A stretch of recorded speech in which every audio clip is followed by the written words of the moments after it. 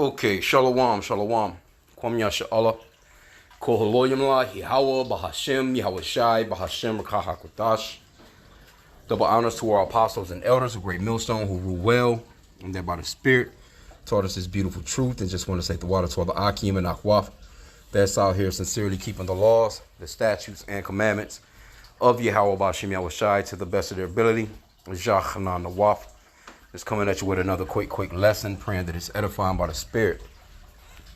And as you can see here, I went off into Private Ryan. Saving Private Ryan was the movie, well, starring Matt Damon and Tom Hanks. A couple other big wigs was in it.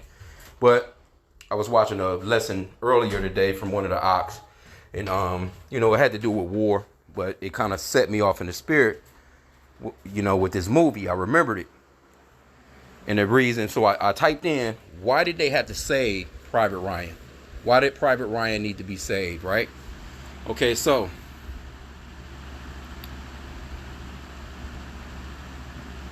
they have a few different things in here, but let me see if I can find the one. They have it in a History Channel. So they give the history, basically, of this. I kind of found out something new about it today. That, of course, this Steven Spielberg done this movie off of another guy, basically. It was it didn't, the way that the movie went, they didn't have to run him down. All those people got killed and shot and all this other stuff to find him. He was, they just knew where he was, and he wasn't even in the heat of no battle or nothing like that when they, but 4 of the brothers, if I'm not mistaken, had died. There was another family. All the boys died in the war. So they I think the name of the guys was Sullivans. Their last name was Sullivans. But this particular guy from Saving Private Ryan, 4 of his brothers got killed, and he was the last son. So they came up with this law, basically where, I forgot what it's called. Let's see here, because they got all the information in here. I don't want to read it all.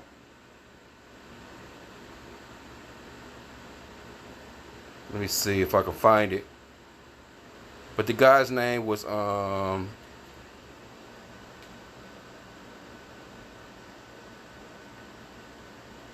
his name was Neelan or some shit like that. But anyway, the point that I'm trying to make is the reason why they pretty much wanted to save this son is because Esau, Edom, they do understand that your seed line goes by your dad.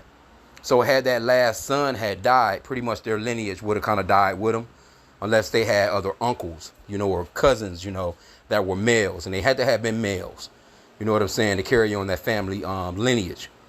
Because I think the father and the mother were too old, to have more children. But there was a first family that happened to, and supposedly everybody, in America at the time was all up in arms. It was a sad story that this family lost all their sons, so they ended up coming up with this hookup. I'm trying to think where it's at. I saw it in here somewhere, but it doesn't matter. They, they had the law, the code, or whatever for it. But they ended up coming here. Oh, here it is right here.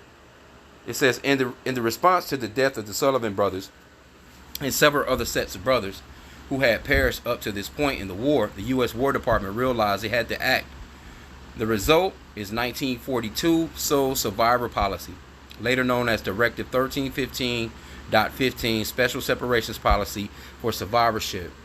And, I noticed that a lot of people was putting in the comment, what I'm saying, that he was the only son. But what they didn't realize, I didn't see anyone put into the comments that he was the last of the sons that could have carried on the lineage. That's how important the seed is. Don't think that the American Army, or don't think that they didn't know that.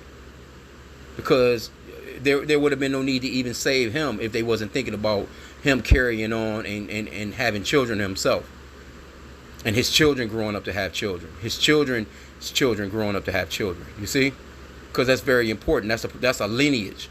And when you go off into Matthew chapter 1, you get the lineage of Yahweh Shai, which the world ignorantly calls Jesus, or his great grandfather, so to speak. And he has a seed line. That's how we know that Yahweh Shai, he came from a father. His father was Joseph. Joseph and Mary had sex. He came from the root of Jesse, the seed line of David, man. He was the son of David. So, and that I wanted to bring that out because that's very important to know when you come into this truth, because there are going to be people out here that look like so-called Chinese people, so-called Japanese people, so-called, Cambodians, damn Hawaiians, whatever, you name it. There's going to be Israelites amongst those people that's going to be looking just like them. But if the seed line comes from Abraham, Isaac, and Jacob, they are Israelites. You see? So that's very important to know when you come into this truth. There is no such thing as color when it comes to this real 100% truth that comes from GMS. We don't go by no colors. You can't just look at somebody and say, hey, he's a, Edomite. Oh, he's a, because there's some chocolate colored Edomites, and there's some Israelites that look like so-called white people. Straight up, look just like damn Tom Hanks or Matt Damian, and they could be Israelites, because our people were scattered throughout the four corners of the earth, and the men of our nation laid down, had sex with the women of those nations, and produced children or seed. The seed line comes from the Father, and that's what we're about to get into. And that's the point that I wanted to make on that. Now let's go to the book of Numbers. That's what I was thinking about when the Ak was talking about the army thing. It's just by the Spirit that Saving Private Ryan's movie popped up in my head. And it shows you how important that male seed is to carry on the lineage, man. It's really, really simple, but the so-called white man, he done gave the world biracial. He done told people they multiracial. He done told them that you're mixed. All these different things. And that's just not scriptural, man. And when it comes down to it, the 12 tribes of Israel, the 12 sons of Jacob, which his name was changed to Israel, or Yashala in the Hebrew tongue, Prince of the Power. He had 12 sons, but they all came from 4 different women. And a lot of people don't actually know that. And that goes off into, Israelite men. We had multiple wives. And it's nothing wrong with that. It's nothing in the scriptures that'll tell you that it's wrong to have multiple women. Now, women can't have multiple men. That's just the way that the Lord set it up. Don't get mad with me. Take it up with the Lord. But anyway, let's go off into the book of Numbers. Let's see how the progenitor or the seed line goes. Numbers chapter 1, I'm going to start from the top, verse 1. It says, Yahweh and Yahweh spake unto Moses in the wilderness of Sinai, in the tabernacle of the congregation, on the first day of the second month, in the second year after they were come out of the land of Egypt, saying, Take ye the sum of all the congregation of the children of Israel after their families, by the house of their fathers, with the number of their names, every male by their poles. See that? It says by the house of their fathers, not the house of their mothers. It says by every male of their poles, not every female of their poles. You see? Because you rarely even, it's women that are mentioned in the scriptures. Don't get me wrong. The women are very important. But when it comes to seed, men carry seed. Women are like earth. They're like ground. The men plant that seed into that ground. He plows basically as he's grinding her. Because it's like, that just is what it is. It's planting. He's planting a seed. He's putting in that work. You see? Spiritually and physically, it's kind of, it goes together.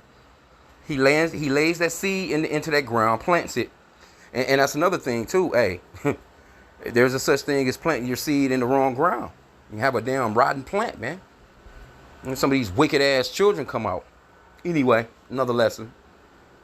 But that's what a man plants that seed into the woman, which is earth. She brings forth that seed, after the 9 months or 10 months or whatever it is. You know what I'm saying? And a seed is born. The seed is there. You can't just plant seeds, watermelon seeds, and you getting cucumbers. It's the same thing with the male. It's the same thing with the man. Whatever that seed is, whatever that man is, that's exactly what that child is, because he carries the seed. And like I said again, America has mixed people up into thinking that there's a such thing as biracial, multiracial, I'm mixed. You hear these people talking about, I got that, and be proud of it too. You're 13 different people. How you 13 different, I'm Irish, I'm part Polish, I got 3/3 of Japanese, I got a quarter of Chinese, and people be proud of that shit. No, you are exactly what your dad is. Straight up. It just is what it is. Okay.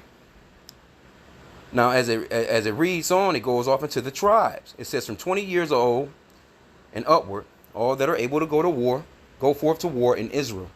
Thou and Aaron shall number them by their armies. And it's not like how it is over there in Israel right now with no damn women in the army.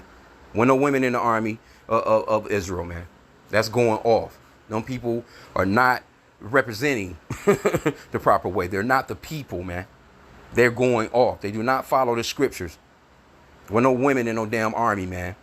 Women don't have no place. They're not supposed to be in no position of fighting like that. They're not supposed to be in no position of an army, man. Just is what it is. We call it straight, man. Verse 4 says, and with you there shall be a man of every tribe. See that it says a man of every tribe, not a woman. Everyone head of the house of his fathers. See that? Not the house of his mothers. And these are the names of the men that shall stand with you. See that? It says the men that shall stand with you, not women. It says of the tribe of Reuben, and then it goes off into the tribes' names, right? You have the tribe of Reuben, you got Simeon, you got Judah, Issachar, Zebulun, Ephraim, Benjamin, you know, so on and so forth. You're not going to see no women off in there that's giving you. Now, with the Israelis over there in the land of Israel right now, those, you know, those people, they'll tell you that they're Jewish by their mother. Mother don't have no seed. She's not carrying the seed. That's not how that goes. The seed goes through the male, man. See that, and that lets you know how backwards they are, because they turn the scriptures upside down. That's how you know you're dealing with Satan, man. Damn devil, man. The damn deceiver. If they telling you something, you might need to flip it around. Straight up, because the scripture says to never trust thine enemy. If they're telling you something good to eat, you might not want to eat it. If they're telling you, you know, get 8 hours of sleep every night, you might not want to even get 8 hours of sleep. Telling you to drink 8 glasses of water every day, you might not want to do that. You might want to get away from anything that they have to say. Now they will tell some truths, but overall it's overlaid with a bunch of damn lies, man. You can't trust these people. Anyway, I just wanted to touch on that. Saving Private Ryan, and you can go off into this story. This is the history channel. I just typed in, you know, why did Private Ryan had to be saved, basically, and pretty much overall it was to carry on that lineage, man, because they do understand that household, that lineage, it carries through the father, man. Can't get around it. It's really, really simple. But like I said again, you got these Americans, they don't think for themselves. If the so-called white man didn't tell it and shoved it on the man, they're not going to believe it. These people still well, my mama, and my grandmama, she was. It don't make no difference, man. It goes by what the male was or is. So with that, I pray that the lesson was edifying. Kwam Yashala.